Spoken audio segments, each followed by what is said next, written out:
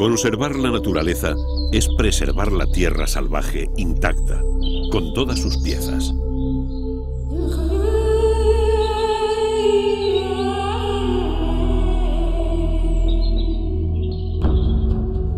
En Kenia, desde hace décadas, se lucha por preservar la naturaleza. Se lucha por establecer grandes territorios para que la fauna salvaje perviva y prolifere. Pero una de las piezas fundamentales de este conjunto ya ha sido alterada y probablemente no pueda recuperarse.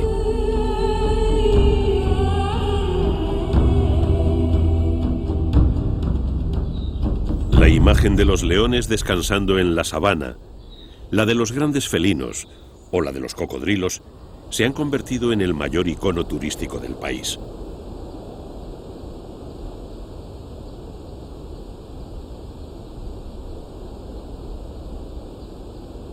Es posible que nunca hayamos estado en Kenia, pero todos tenemos una idea aproximada de cómo puede ser. Una inmensa reserva en la que podemos asistir al espectáculo de la vida salvaje, al espectáculo de la naturaleza.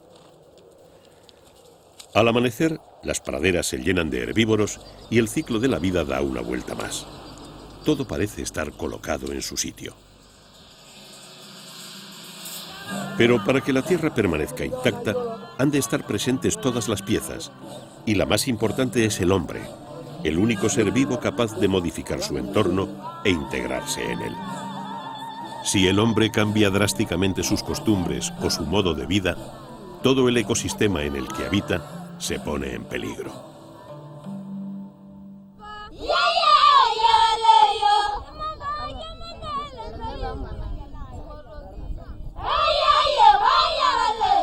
Todos los pueblos, en todos los rincones del mundo, evolucionan. Dejan atrás viejos hábitos y se adaptan a los nuevos tiempos. Pero ¿cómo conviven las viejas creencias con los avances del mundo globalizado? ¿Qué puede aportar la sabiduría del anciano de la tribu en un mundo que ya no es el suyo?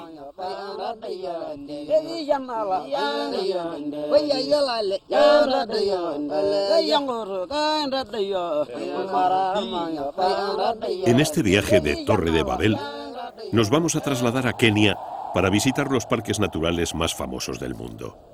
La tierra de los Masái, los Pokot o los Samburu.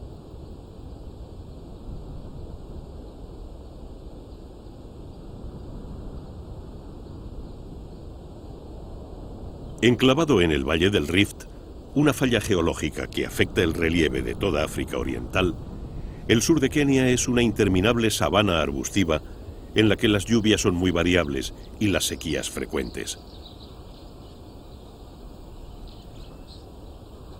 Es un territorio poco propicio para la agricultura, por lo que la mayor parte de las tribus que lo habitan se dedican a la ganadería trashumante. Sin duda, de todos estos pueblos, el más famoso es el Masái.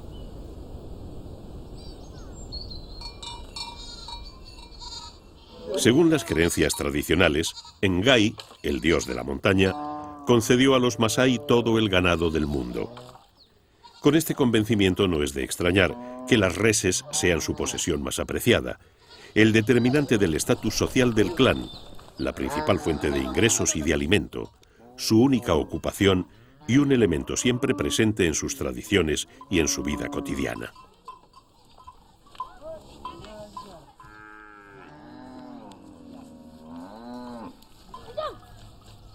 Las viviendas masái se llaman bomas o manyatas. En ellas viven familias formadas por el jefe del clan, con sus hijos y las esposas de todos ellos.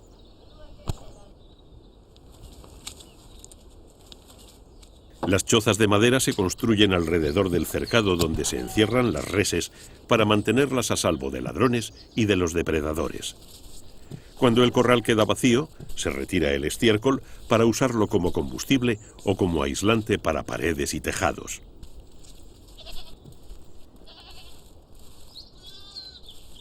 A pocos kilómetros de los grandes parques naturales, aún quedan familias que conservan sus antiguas costumbres.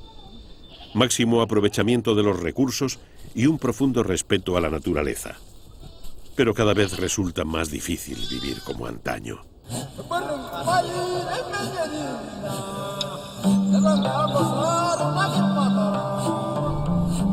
Durante generaciones, los ganaderos han recorrido largas distancias con sus rebaños en busca de agua y pastos. Una forma de vida construida en torno a la necesidad de moverse con los rebaños, de protegerlos. Eran nómadas que vivían por y para su ganado. Así ha ocurrido durante siglos, hasta que un buen día aparecieron las fronteras, los límites políticos y las vallas.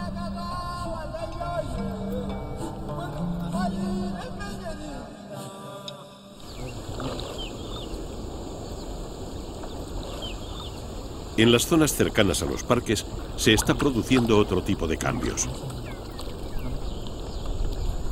A orillas del lago Baringo encontramos una pareja de pescadores que no acaban de comprender por qué la pesca escasea. No puede ser a causa de los hipopótamos, que siempre han frecuentado estas aguas, pero tal vez sí se deba a la presencia cada vez más numerosa de turistas que recorren el antes silencioso lago en busca de recuerdos fotográficos.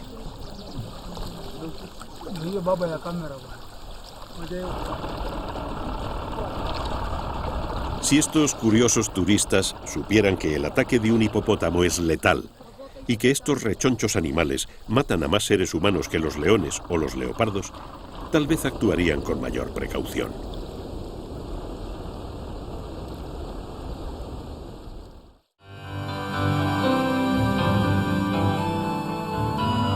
Desde la llegada del hombre blanco al interior del África Oriental, la fauna, la conservación de la naturaleza y la relación con los nativos han sido los elementos en torno a los cuales se ha escrito una historia de colonización y explotación de recursos naturales.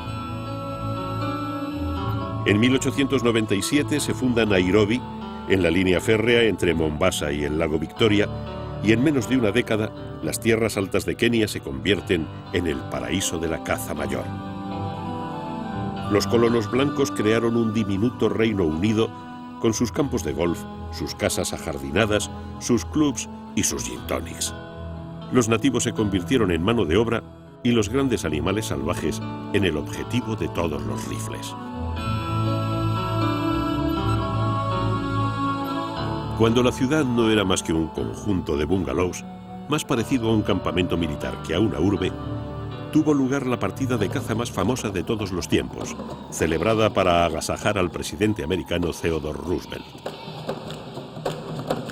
Aquella caravana, formada por más de 265 porteadores, regresó con millares de presas muertas o capturadas. La repercusión en todos los medios de comunicación fue notable y Kenia se convirtió en el destino soñado por los cazadores de todo el mundo. Además, aquella célebre partida de caza sirvió para introducir en todos los idiomas una nueva palabra, safari, que aunque quiere decir viaje a pie, adoptó un significado más cruento. Pero la época dorada de los safaris puso a muchas especies en peligro de extinción y disparó el tráfico ilegal de pieles, de cuernos de rinoceronte o del valioso marfil de los colmillos de los elefantes. Pronto surgieron las primeras voces en contra de la caza, y fueron precisamente cazadores los que empezaron a comprender que esquilmar las grandes manadas de herbívoros acabaría rápidamente con la fauna y por ende con el negocio. Llegó la prohibición de la caza y con ella el final del modo de vida de las tribus locales. Los cazadores europeos se fueron a Zambia o a Sudáfrica, y los nativos fueron despojados de sus viejas lanzas y de una actividad ancestral que no afectaba a la pervivencia de las especies protegidas, pero que era un pilar fundamental de su cultura.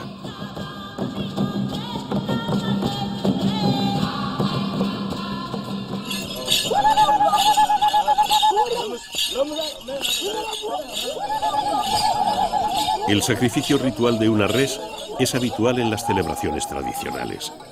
Entre los Pokot tienen lugar sobre todo al final del ciclo de las cosechas, cuando se celebran los matrimonios. Las reses se decoran con dibujos propios de cada clan. Cada una tiene una personalidad y una capacidad especial que servirá para obtener el favor de los espíritus. A la hora de la muerte, los animales son ensalzados con cánticos y honras fúnebres. Cuando se sacrifica un animal, se entrega un ser insustituible. En su despedida se mezcla el dolor de la pérdida con el orgullo del que entrega la vida por la comunidad.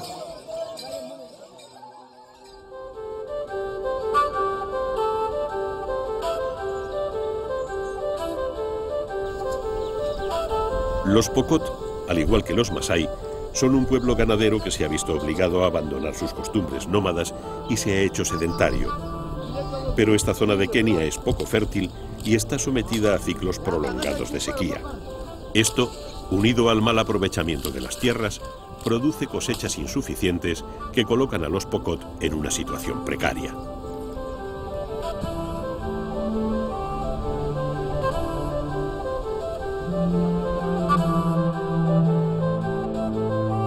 Con el tiempo, las aldeas también se han transformado.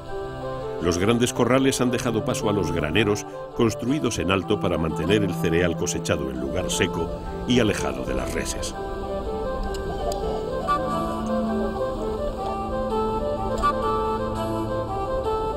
Las familias Pokot no pueden sobrevivir a una mala cosecha.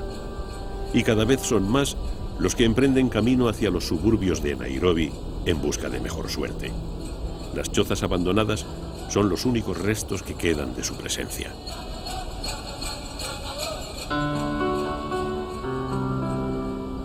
Otros campamentos abandonados nos recuerdan a otros habitantes de la sabana, los Walangulu, los míticos cazadores de elefantes que empleaban arcos como únicas armas. Con la prohibición de la caza, la actividad de los Walangulu cesó y con ello se eliminó la figura del cazador tradicional que contribuía de manera decisiva a mantener el equilibrio del ecosistema.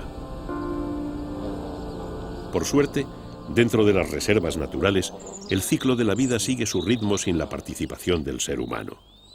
Un cadáver en descomposición abona un campo en el que crece la hierba con la que se alimentan las presas de los grandes felinos para que todo comience otra vez.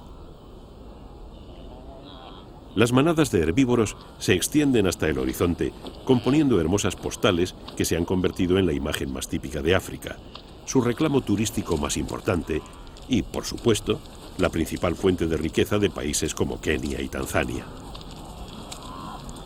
Afortunadamente, las expediciones de cazadores que abatían animales salvajes son ya historia. Llegó un momento en el que las autoridades descubrieron que mantener los animales vivos resultaba mucho más rentable que autorizar la caza indiscriminada. El dinero procedente del turismo hace posible la conservación de la fauna en parques como Amboseli, Masai Mara, Tsavo, Ngorongoro o Serengeti. Son un ejemplo de desarrollo sostenible que poco a poco va extendiéndose por toda África. Vida salvaje en estado salvaje. La naturaleza preservada para que gente procedente de todos los rincones del mundo venga a descubrir la incomparable experiencia de un safari por África. En las zonas más visitadas, los animales se han acostumbrado a la presencia del hombre. Pero aunque los visitantes vengan a pasar unas vacaciones inolvidables, no puede bajarse la guardia. El peligro sigue existiendo. En cualquier matorral puede esconderse un poderoso felino. Todos los años hay accidentes por exceso de confianza.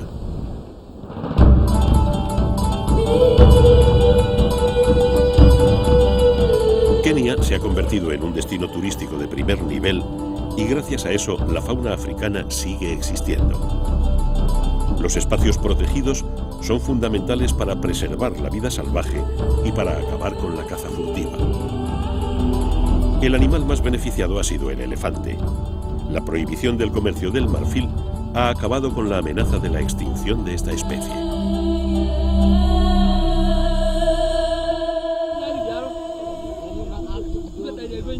A pesar de las importantes medidas de seguridad y de las severas penas que se imponen, aún hay gente dispuesta a pagar grandes cantidades de dinero por el marfil de un colmillo. Por eso, en el momento en que se localiza un animal muerto, las autoridades se ponen en marcha. En este caso, los furtivos hirieron de muerte a un paquidermo, pero este pudo entrar en el recinto del parque antes de ser apresado por sus cazadores, lo que ha servido para detener la cadena del tráfico ilegal de marfil.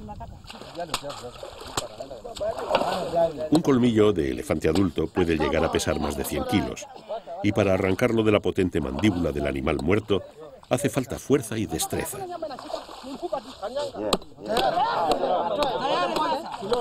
Por suerte, los guardas son expertos, aunque muchos de ellos estaban hace poco tiempo al otro lado de la ley.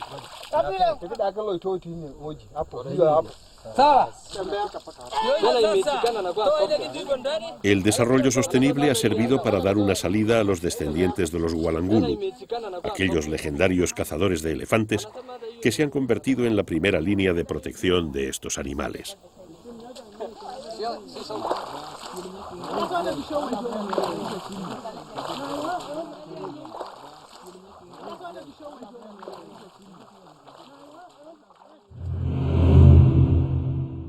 La historia del comercio del marfil es tan antigua como la de la colonización de África. Este monumento, erigido en el Parque Nacional Nairobi, conmemora la quema de 12 toneladas de colmillos de elefante. Con aquel acto, el gobierno de Kenia se puso al frente de la lucha contra el comercio del marfil, que fue prohibido por la comunidad internacional en 1989.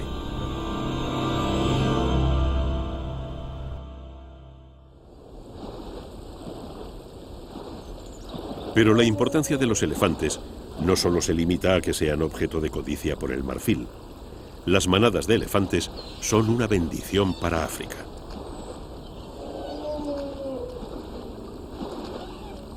Un animal macho de esta especie puede llegar a pesar 7 toneladas, y eso le obliga a comer hasta 300 kilogramos de pasto cada día. Haciendo un rápido cálculo, podría decirse que al cabo de un año, los elefantes de los parques naturales de Kenia se comen el país entero. Pero la naturaleza es sabia.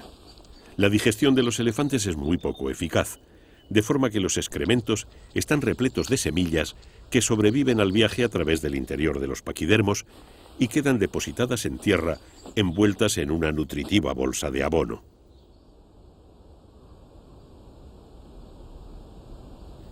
Volviendo a hacer cálculos, concluiremos que los elefantes se comen el país, pero luego lo replantan, poniendo en marcha de nuevo el ciclo de la vida. Tradicionalmente, las rutas migratorias de estos mamíferos permitían que el bosque se recuperara. La hierba y los árboles, con el paso de los años, borraban la huella de su paso. Pero llegaron las fronteras, los parques nacionales y la prohibición de la caza. Con ello creció el número y el tamaño de las manadas de elefantes y las necesidades de terrenos de pasto aumentaron. Naturalmente, las tierras cultivadas de los modestos agricultores keniatas eran las más perjudicadas por el paso devastador de los elefantes.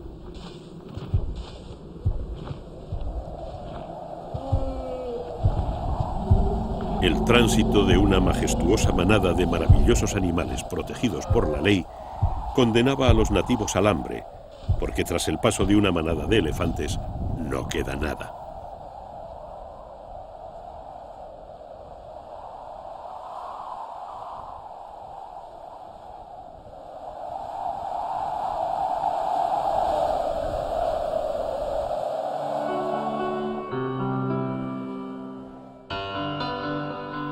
La relación entre el elefante y las tribus nativas de Kenia es el ejemplo más claro de lo que implica la conservación de la naturaleza.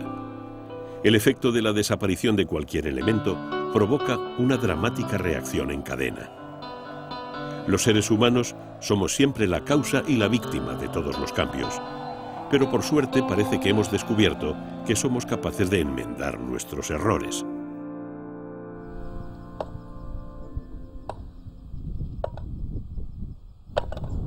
La figura de un guerrero solitario atisbando el horizonte, armado con su lanza, fue una de las imágenes que fascinó a los primeros exploradores de África. En la actualidad todavía puede verse a estos jóvenes guerreros, llamados Morani, atravesando la sabana. Según la tradición, los jóvenes masái deben abandonar sus aldeas al llegar a la adolescencia. En ese momento forman grupos que se desplazan allá donde se les solicita y que llegan a formar verdaderos ejércitos que imponen su ley a las tribus vecinas. Las lanzas de estos guerreros salen de pequeñas chozas como esta, en la que trabajan los forjadores.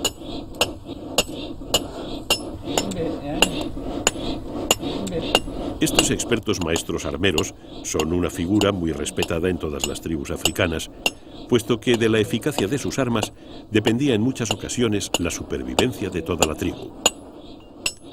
Los masái llegaron a estas tierras hacia el siglo XV y gracias a la superioridad de sus armas sometieron a las tribus bantúes de la región. El país masái se extendió desde el norte de Kenia hasta el sur de Masai Mara, en Tanzania. En 1840 tuvo lugar el primer encuentro con los exploradores blancos y 50 años después, las lanzas masái fueron derrotadas por los fusiles europeos.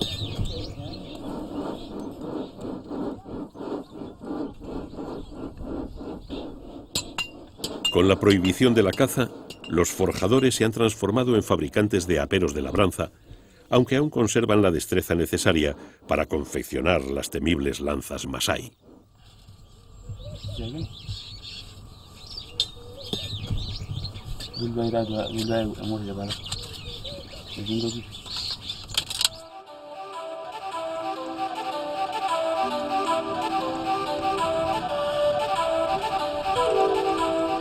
El país masái ya no es escenario de guerras tribales. Está dividido entre dos países. Masai Mara al norte y Serengeti al sur pertenecen a Kenia y Tanzania.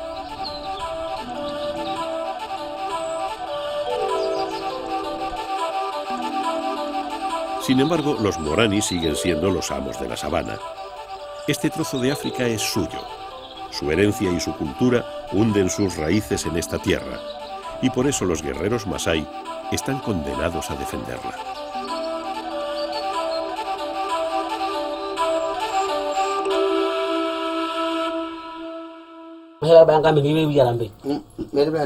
Antiguamente, cazar un león era la máxima aspiración del Morani. Abatir a Simba, al rey de la sabana, otorgaba honor y gloria. Así lo recogen las viejas canciones.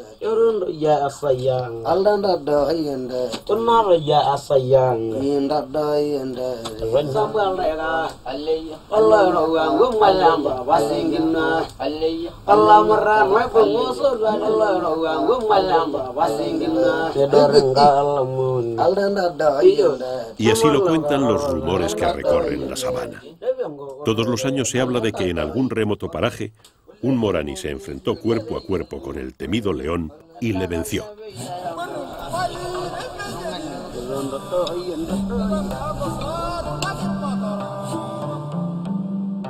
La vida de los masái está dividida en etapas que marcan el paso por la adolescencia hasta la madurez. Cada año se celebran en todo el país masái rituales iniciáticos en los que los muchachos de 13 o 14 años se convierten en nuevos Morani. Las ceremonias tienen lugar en grandes reuniones a las que acuden todos los Morani de la región. Siguiendo a los rebaños de vacas, los Morani se van sumando a la corriente de masáis que acuden a la gran fiesta.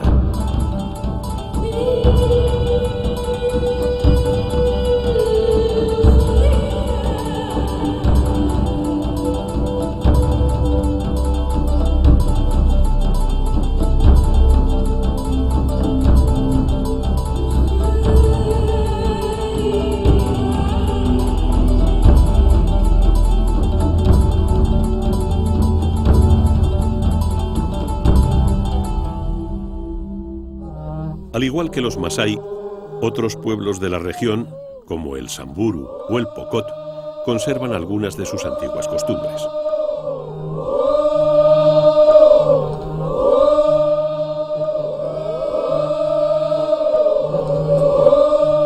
Para los Samburu, el momento en que los jóvenes se convierten en adultos supone que una nueva generación se abre paso y se celebra con una serie de rituales llamados Munket. Los grupos de hombres que pertenecen a la misma generación se congregan a las afueras de la Manyata y van pasando ante las mujeres que con unas ramas mojadas en leche les salpican las piernas en señal de bienvenida. Cuando las tribus eran nómadas, las fiestas de Munket eran congregaciones multitudinarias en las que se reunían samburu procedentes de todos los rincones de Kenia y Tanzania. Pero las barreras colocadas hace ya décadas han limitado bastante los grandes desplazamientos. Aún así, el colorido de los vestidos, el ritmo de las danzas y el fervor con el que los más ancianos participan en las celebraciones mantiene viva la esperanza de que los antiguos rituales perduren.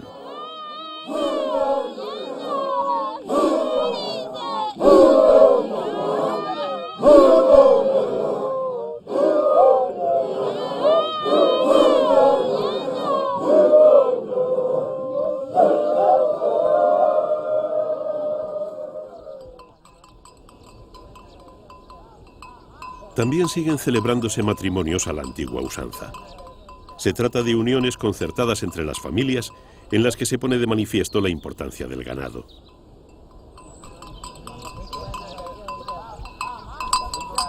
El joven novio y su padrino se acercan a la manyata de la futura esposa para entregar una dote pactada tiempo atrás. Tradicionalmente los matrimonios eran un intercambio económico. En este caso los tiempos han traído nuevas costumbres y aunque todavía no se ha desterrado del todo el matrimonio de conveniencia, cada vez son más los contrayentes que eligen al que será su cónyuge.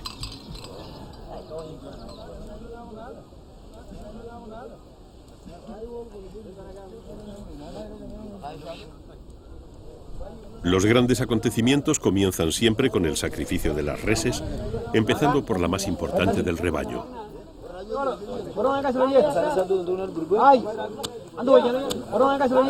Es fácil apreciar costumbres comunes en las celebraciones y en las creencias tradicionales de los Samburu, los Pokot y los Masái.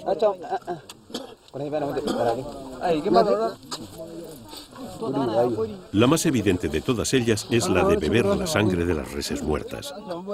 La tradición reserva a los protagonistas de las ceremonias el privilegio de beber la sangre de la vaca principal. Según las creencias de estas tribus, ingerir la sangre aún caliente directamente del cuello de la res transmite todas las cualidades del animal, su fuerza, su vigor o su nobleza.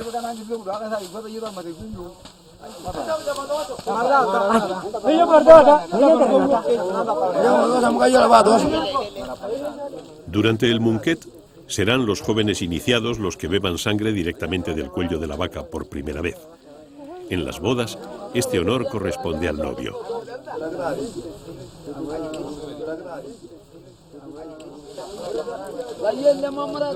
Después de la parte ritual, se procede a descuartizar y asar la carne de las reses para que todos los asistentes participen del festín.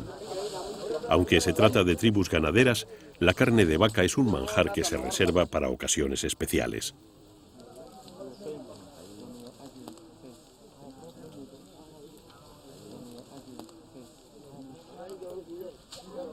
La celebración del matrimonio es meramente formal. Frecuentemente la pareja lleva manteniendo relaciones desde hace tiempo y suelen tener hijos. Sin embargo, la ceremonia solo tendrá lugar cuando el esposo haya reunido las reses pactadas para la dote, entre las que no puede faltar un toro, un ternero y una vaca lechera. La novia, por su parte, aporta una serie de elementos mágicos. Un collar que simboliza la fertilidad, una rama de encoita, un trozo de piel de león y unas sandalias, símbolo de un nuevo camino en la vida, de un viaje en compañía de una nueva familia. Los familiares bendicen la unión moviendo sus bastones. A partir de este momento, la mujer seguirá a su marido allá donde vaya. La comitiva nupcial, precedida por el padrino, marcha hacia su nuevo hogar. Nada más comenzar el primer viaje, el padrino se detiene para llevar a cabo una pequeña ceremonia que simboliza el compromiso de la nueva pareja. El marido ofrece leche a su esposa.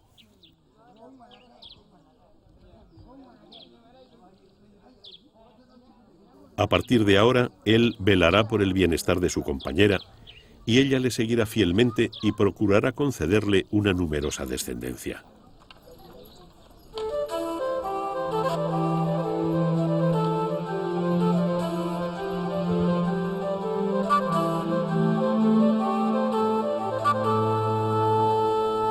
Entre los Pokot, las sandalias tienen también un significado especial y por eso son empleadas como oráculo. En todo lo relacionado con los viajes, con los caminos o con encontrar cosas o seres, las sandalias están revestidas de cierto poder mágico.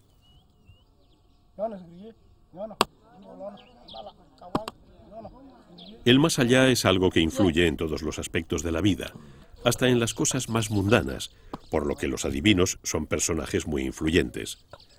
Son los encargados de predecir la llegada de las lluvias, de determinar si los dioses permitirán que las cosechas sean abundantes y de buscar la causa de las enfermedades.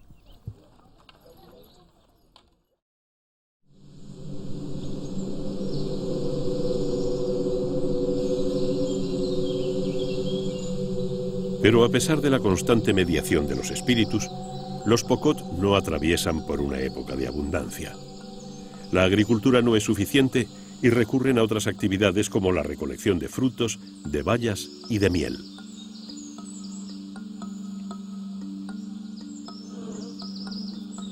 Sin protección alguna, con los pies descalzos y las manos desnudas, los apicultores vacían los panales. Armados únicamente con un par de palos humeantes, los valientes recolectores ahuyentan y aturden a las abejas el tiempo suficiente para extraer la miel que venderán a los masái para elaborar la cerveza que consumen en sus celebraciones más importantes.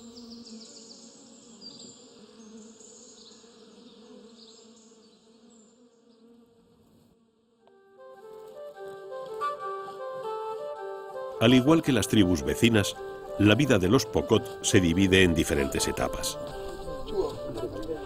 Cuando un Pokot alcanza la madurez, adquiere el estatus de miembro de la comunidad. A partir de ese momento, sus opiniones serán tenidas en cuenta y además podrá formar una familia. La celebración en la que se reconoce al nuevo adulto se denomina Sapana y comienza con la imposición de este gorro ritual llamado Blue, que se elabora con una arcilla que contiene arena y cenizas de los hogares de los ancianos de la tribu.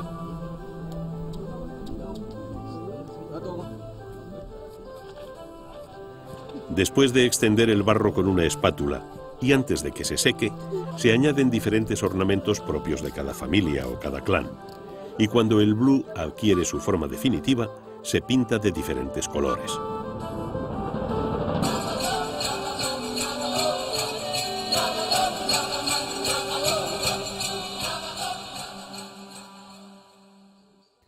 Las mujeres Pokot no participan de las decisiones de la tribu, pero son las encargadas del cuidado de los hijos, de las casas y del ganado.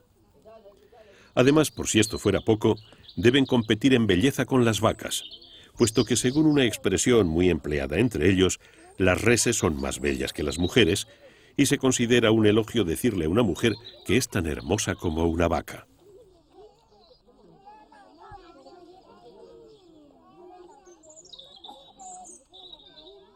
Los adornos más representativos son estos collares de cuentas que llegan a pesar más de 1 kilo. Se confeccionan con un armazón de alambres en los que se insertan centenares de pequeñas cuentas de colores. Los collares son siempre nuevos para cada ocasión, pero no así las cuentas, que se heredan de madres a hijas. Constantemente las mujeres deshacen los collares usados, extraen las cuentas y las incorporan a uno nuevo.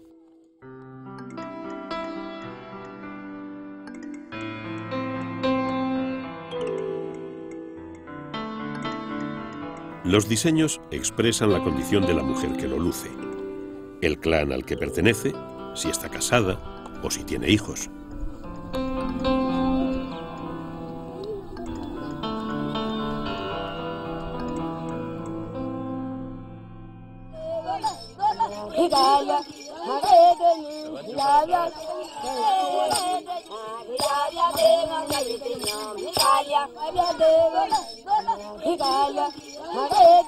Sapana es el camino para alcanzar la ancianidad. Encierra toda la filosofía del pueblo Pokot y supone un largo proceso que empieza en la infancia y acaba después de la muerte.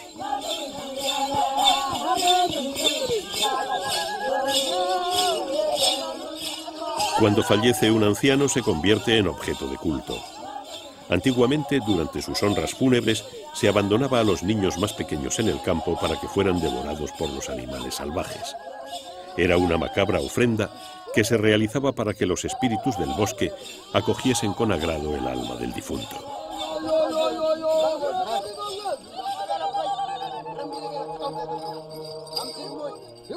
El espíritu del anciano se transforma en un intermediario entre los dioses y los hombres. Se sacrifican animales en su honor para conseguir su ayuda.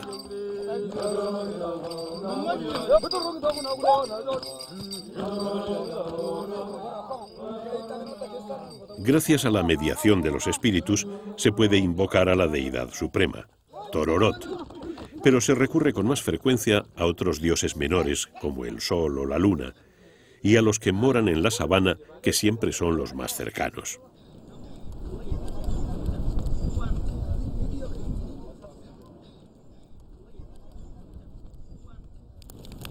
La invocación de cada espíritu exige un ritual en el que intervienen distintos elementos.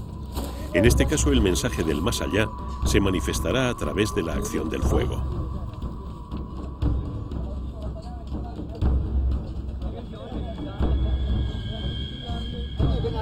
El adivino de la tribu interpreta los designios de los dioses recurriendo a la observación de las vísceras del animal sacrificado y comunica sus augurios al consejo de ancianos.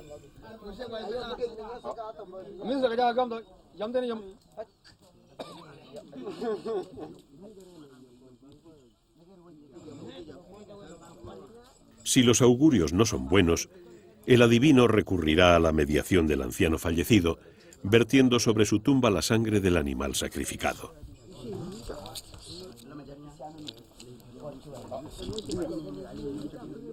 Los ancianos que forman el consejo han pasado las distintas etapas que conducen a Sapana y han obtenido el reconocimiento de toda la tribu. Son considerados sabios y sus decisiones son acatadas con respeto por toda la tribu.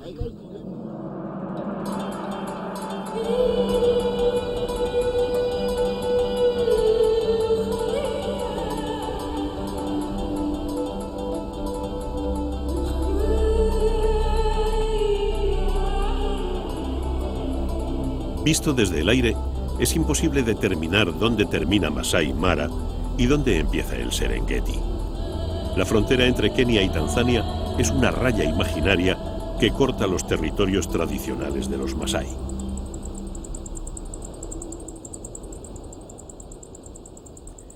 En una de las muchas manyatas enclavadas entre ambos países, vamos a asistir a una celebración tradicional.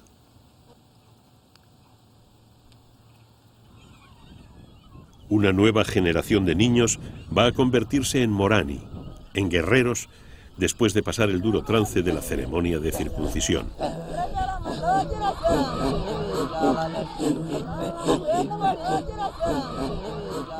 Las celebraciones tradicionales siguen conservando la trascendencia de antaño y congregan a un buen número de jóvenes que desde el momento en que llegan a la aldea alardean de su fuerza y su agilidad para impresionar a las mujeres.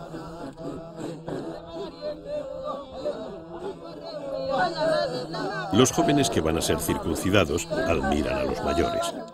Hoy se acercan por primera vez a los corros de los guerreros. Participan con orgullo en los cánticos y disfrutan de los saltos que a partir de mañana podrán practicar.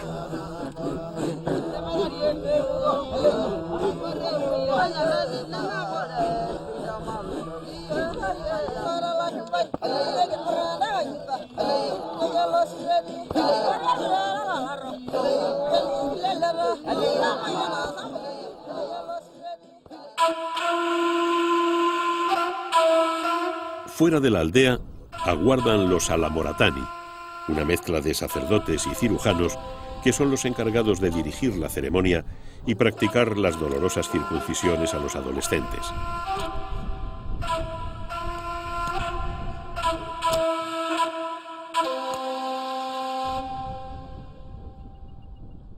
Desde primeras horas de la mañana, todas las mujeres de la tribu se afanan en los preparativos. Salen al campo en busca de ramas para confeccionar los camastros en los que descansarán los iniciados después de las intervenciones.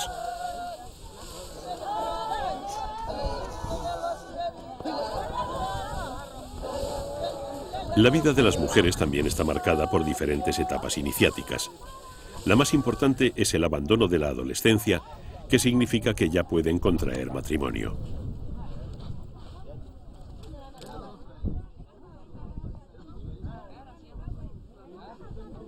Para las adolescentes, por tanto, las ceremonias como esta son muy especiales.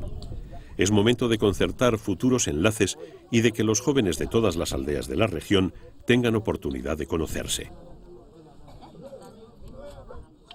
Las mujeres ultiman los preparativos acondicionando las chozas en las que una nueva generación de Morani se repondrá de sus primeras heridas.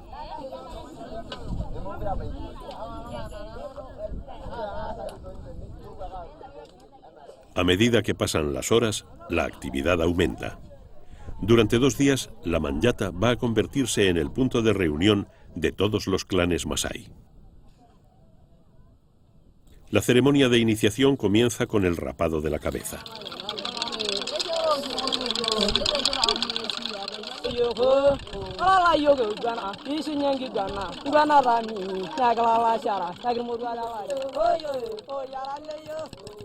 Son varios los jóvenes que serán circuncidados el mismo día.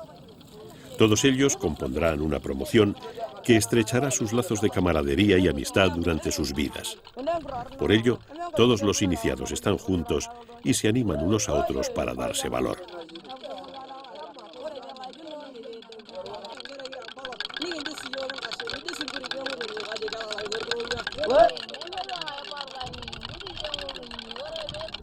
El afeitado de la cabeza es un acto simbólico mediante el que se despoja al niño de todo aquello que forma parte de la infancia y se le prepara para aceptar lo que le depare el futuro.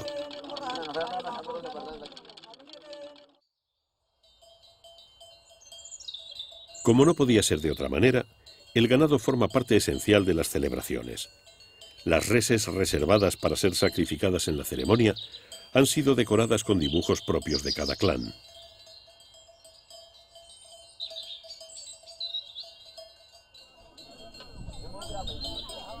Mientras los adolescentes están siendo rapados, los Morani se encargan de recoger un elemento fundamental en toda ceremonia masái, la sangre de las reses. Probablemente es una de las imágenes más representativas de la cultura masái. Con unas lanzas especiales, cuya punta ha sido recortada para que no hiera mortalmente a la res, se le dispara a la yugular y se recoge la sangre en una calabaza.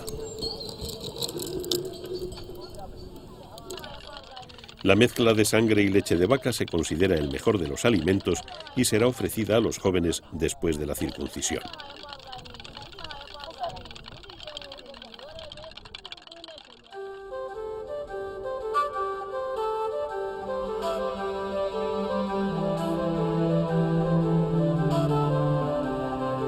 A la mañana siguiente, los jóvenes que se van a iniciar esperan la llegada de los Morani mayores para entrar en la aldea.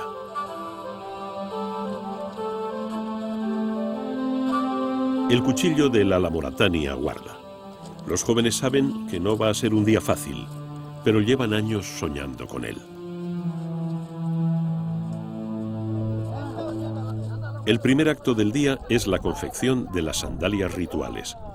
Una vez más, vemos la importancia de este tipo de calzado entre las tribus nilóticas del Valle del Rift.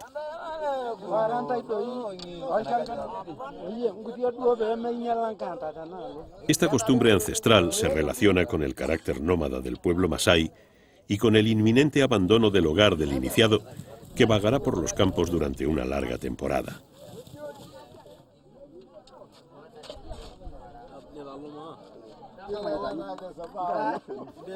Las sandalias se hacen con piel de vaca y solo tienen valor simbólico, puesto que la fina suela no es muy apropiada para caminar por la sabana.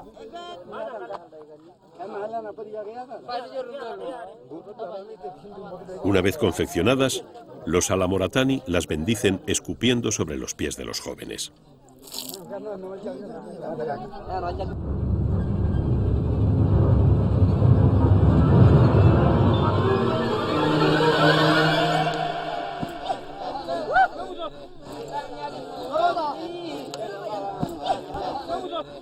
Mientras llega la hora de la verdad, los Morani mayores animan a los más jóvenes con sus saltos y sus desafíos.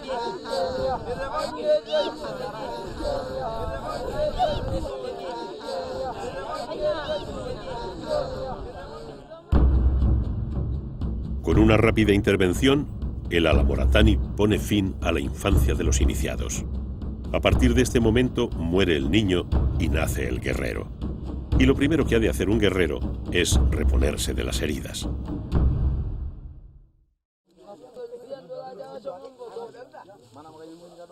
Los padres de los nuevos Morani también tienen su momento de protagonismo. Para ellos el trance no es tan doloroso. Simplemente se rapan el bigote y las cejas y se tiñen el cabello con grasa animal.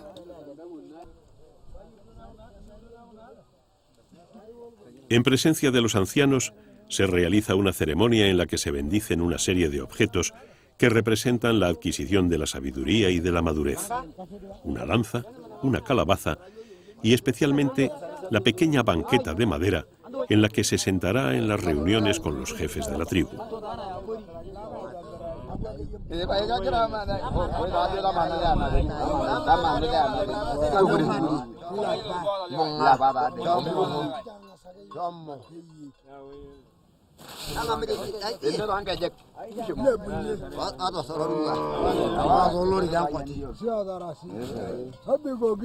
Los festejos comienzan con el sacrificio de las reses que cada clan ha reservado para la ocasión.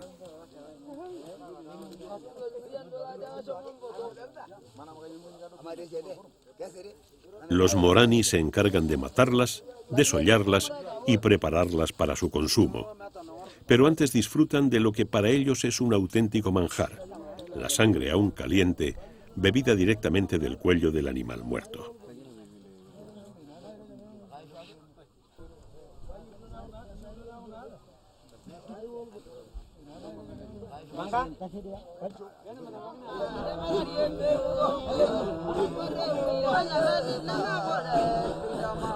Asistimos una vez más a los alardes, a los desafíos y a los saltos que, desde que los primeros viajeros europeos llegaron al corazón de África, han despertado curiosidad y admiración.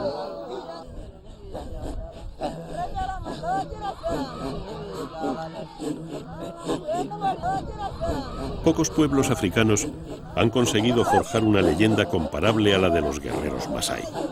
Sus atuendos, sus adornos, sus creencias y su forma de vida son la herencia cultural de un pueblo que, como tantos otros en Kenia y en toda África, se enfrentan a un futuro incierto.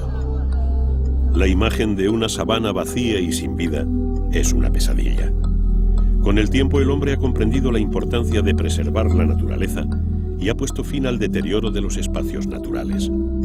Pero para conservar la naturaleza hay que proteger todas sus piezas y conviene no olvidar que la más importante es el hombre.